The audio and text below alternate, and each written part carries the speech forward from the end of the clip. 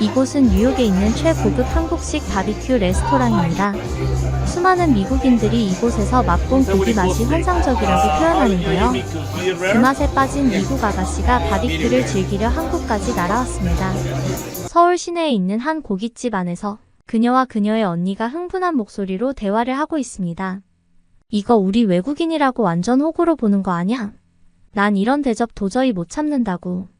한국 완전 올 곳이 못 되네.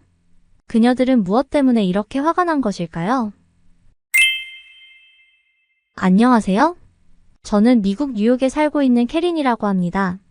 여느 20대들처럼 저도 인스타에 저의 일상을 올리고 친구들과 공유하는 걸 무척이나 좋아해요.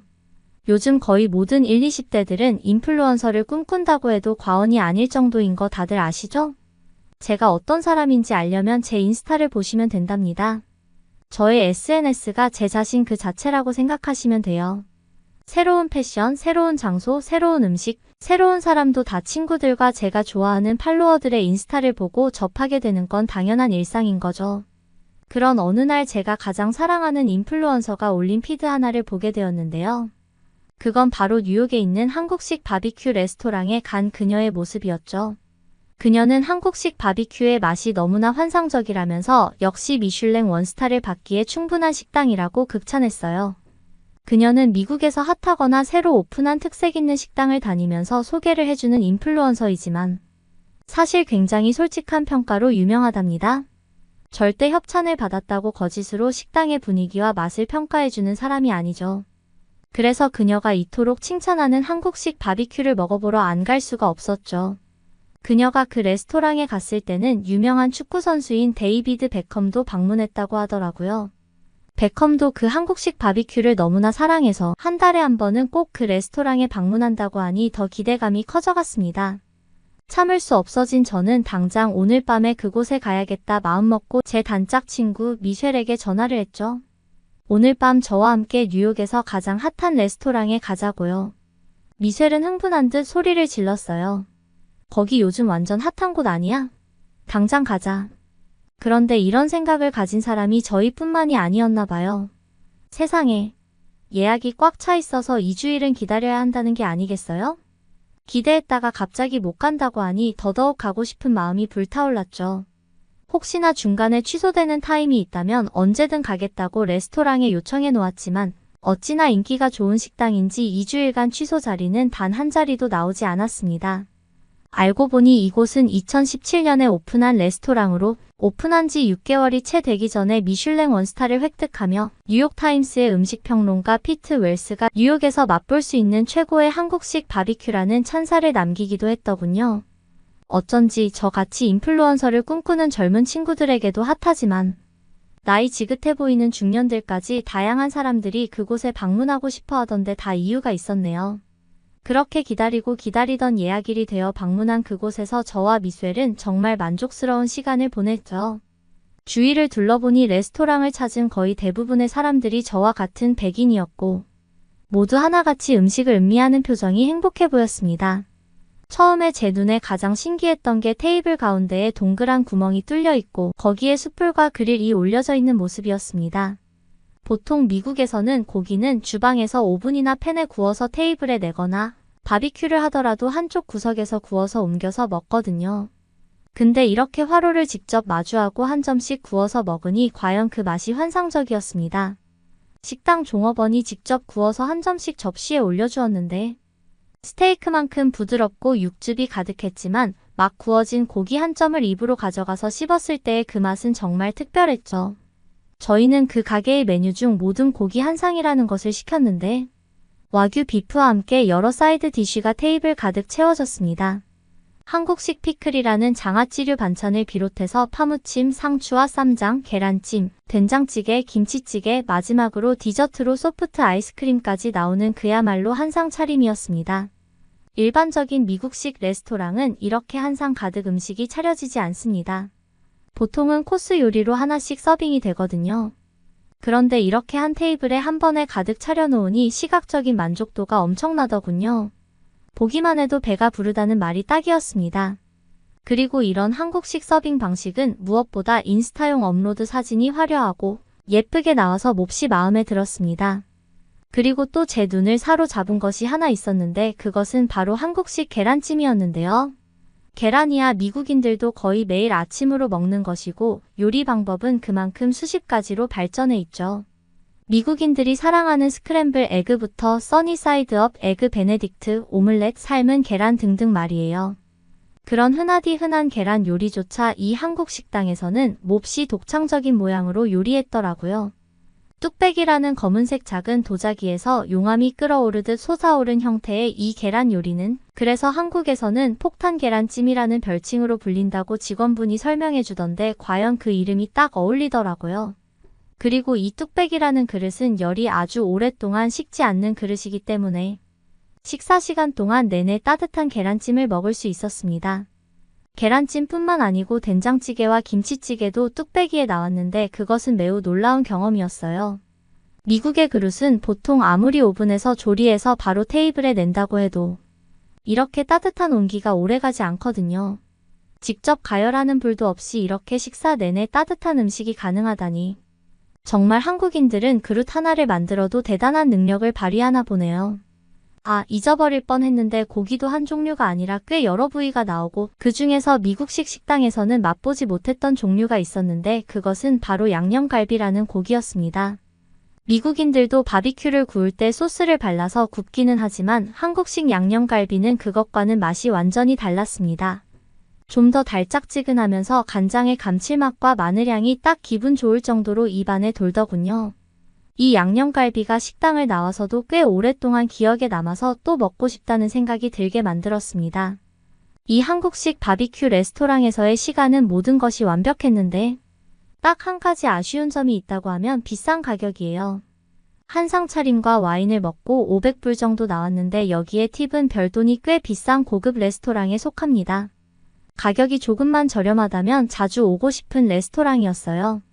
이날의 경험은 당연히 제 인스타에 고스란히 업로드 되었는데요. 그것을 본 제 친구들과 팔로워들이 모두들 부럽다며 난리가 났습니다. 다들 한국식 바비큐를 먹어보고 싶다고 난리거나 이미 경험해본 사람들은 한 목소리로 칭찬하더군요. 근데 제 동창 빅토리아가 이런 댓글을 달았더군요. 이곳도 멋지지만 진짜 한국에 가서 바비큐를 경험해봐. 절반도 안 되는 가격에 완벽한 식사와 분위기를 즐길 수 있어. 사실 안 그래도 요즘 한국에 관심이 조금씩 생기기 시작하던 차였습니다.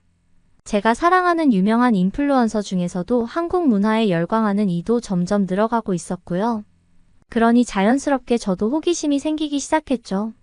그치만 처음부터 그런 것은 아니었습니다. 넷플릭스의 한국 드라마나 케이팝이 진작부터 미국에서도 인기가 많다는 것은 알고 있었지만 그래도 왠지 그런 문화를 좋아하는 것은 약간 아웃사이더 애들이나 그렇다는 생각이 있었거든요. 근데 막상 뉴욕에서 인기 절정의 한국 레스토랑에 가보니까 한국과 한국 음식, 한국 문화를 사랑하는 아주 다양한 사람들이 있더군요. 그리고 왜 그렇게 많은 사람들이 이 식당을 사랑하는지도 단 한 번의 경험으로도 충분히 느낄 수 있었고요. 때마침 이번 휴가에 여행 갈 곳을 고르고 있던 찰나였는데 이번에는 미국 국내가 아닌 과감하게 한국으로 떠나보기로 결심했죠. 놀라실지도 모르겠지만 그것이 저희 첫 해외여행이었습니다. 여러분이 생각하시는 것보다 미국인들은 해외로 여행을 다니지 않아요.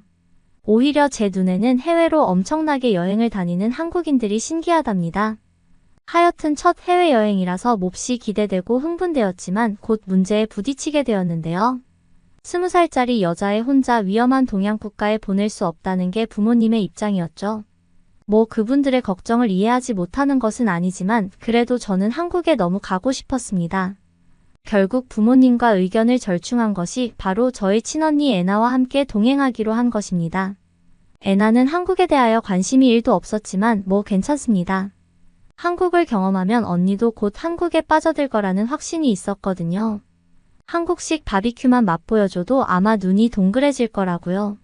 언니에게 한국 여행은 나만 믿으라며 큰 소리를 뻥뻥 쳤지만 저도 약간 긴장이 되기도 했어요. 일단 스마트폰이 있긴 했지만 말이 잘 통하지 않는 나라에 간다는 게 걱정이 되었거든요. 그런데 이런 제 걱정은 한국 공항에 도착하고부터 싹 사라졌습니다. 일단 한국은 공항과 대중교통의 영어가 완벽하게 표기가 되어 길을 찾는 것은 하나도 어렵지 않았고 한국인들은 영어를 평균적으로 너무나 잘했습니다. 심지어 그들은 우리가 뭔가 헤매고 있는 듯한 느낌을 받을 때면 다가와서 도움이 필요하냐고 묻거나 어디를 찾고 있냐고 물어오더군요. 한국인들의 영어에 대한 자신감이나 실력에 깜짝 놀란 것은 저보다 언니인 애나였는데요. 언니는 회사에서 출장 때문에 일본에 짧게 다녀온 적이 있는데 그때 일본인들의 영어 발음이 엉망이어서 너무 짜증이 났다고 했어요. 심지어 비즈니스를 하기 위해 온 사람들조차 영 별로였는데 한국인들은 같은 동양인들인데 길거리에서 길을 알려주는 사람들조차 실력이 이렇게 좋을 수 있냐는 거죠. 어쨌든 그렇게 좋은 첫인상을 가지고 기분 좋게 한국 여행을 시작했습니다. 결론부터 말하자면 그것은 정말 놀랍고 행복한 시간이었습니다. 그게 제가 지금 이 글을 쓴 이유이기도 하죠. 한국 최고라는 말을 하고 싶어서요. 정말 환상적으로 멋진 경험을 여러 가지 했지만 그 중에서 바비큐 에피소드를 말씀드려 볼게요. 제가 뉴욕에서 맛본 한국식 바비큐에 대해서 앞서 말씀드렸잖아요. 저는 인스타에서 본 식당 여러 곳 중에 한 곳을 신중하게 골라서 언니를 데려갔죠. 지금 와서 생각해보면 그곳은 고급스러운 곳은 아니었고 흔히 말하는 요즘 젊은이들이 즐겨가는 트렌디하고 힙한 곳이었던 거예요. 제가 이미 한국식 바비큐에 대해 언니에게 너무 많은 자랑을 했기 때문에 언니에게도 그만큼 멋진 맛을 선보이고 싶었습니다. 근데 제가 식당을 잘 못 골랐던 걸까요? 아니면 우리가 외국인이라서 무시하는 걸까요? 분명히 뉴욕에 있는 한국식 레스토랑에서는 직원이 모든 것을 서빙해주고 고기도 다 적당하게 굽고 잘라서 접시에 놔주었는데 한국에서 방문한 그 고깃집은 주문한 고기를 직접 구워야 한다는 거 아니겠어요? 저는 큰 충격을 받았습니다. 아니, 내가 직접 고기를 굽는 노동을 하고 돈을 지불해야 한다는 건가? 하고요. 그리고 처음 세팅해준 반찬이 떨어지면 직접 뒤편에 있는 셀프바에 가서 음식을 가져다 먹으라고까지 하는 거 아니겠어요? 분명 우리가 외국인이라고 차별하는 것이라고 생각했죠. 그러면서 한국에 대하여 좋았던 생각이 와르르 무너지는 기분이 들었습니다. 그래서 화가 난 저는 직원을 불러 따지려는 찰나 언니가 저를 불렀습니다. 티파니, 다른 테이블을 좀 봐봐.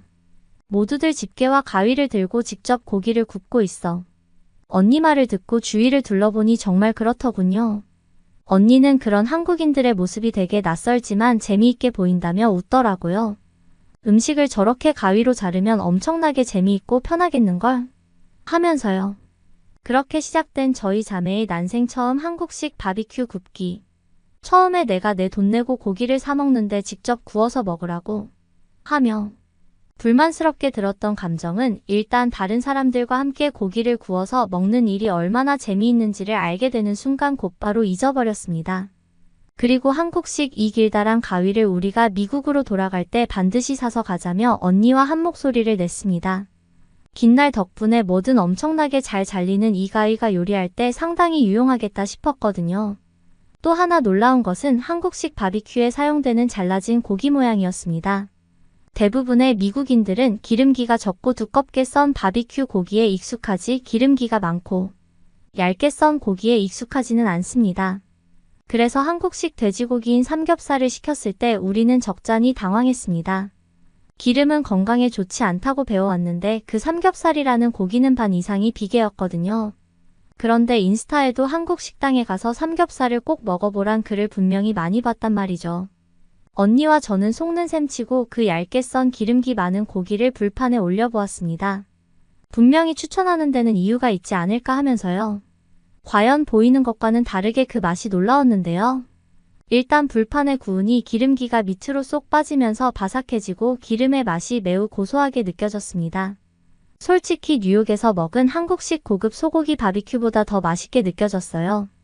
물론 두 고기의 맛이 완전히 다른 것이지만 둘 중에 하나를 선택해야 한다면 저는 삼겹살에 한 표를 주겠습니다. 그치만 그날 먹었던 양념갈비도 매우 맛있었습니다. 언니는 양념갈비를 매우 마음에 들어 했어요. 처음에 양념갈비를 먹었던 저처럼 언니도 그 감칠맛에 반한 것 같더군요. 원래 마늘향을 좋아하지 않던 언니인데 한국의 양념갈비는 너무나 맛있게 먹더라고요. 그리고 언니가 가장 많이 놀란 점이 바비큐에 딸려 나오는 사이드 디쉬들이 모두 무료 반찬들이라는 것입니다. 미국을 비롯한 다른 나라들에서는 주문한 음식만 테이블에 올라오는 게 상식이니까요. 저야 한국식 식당을 뉴욕에서 경험해봐서 알고 있었지만 한국식 바비큐 식당에서 처음으로 음식을 먹어본 언니는 반찬값은 따로 받는 줄 생각했다고 해요.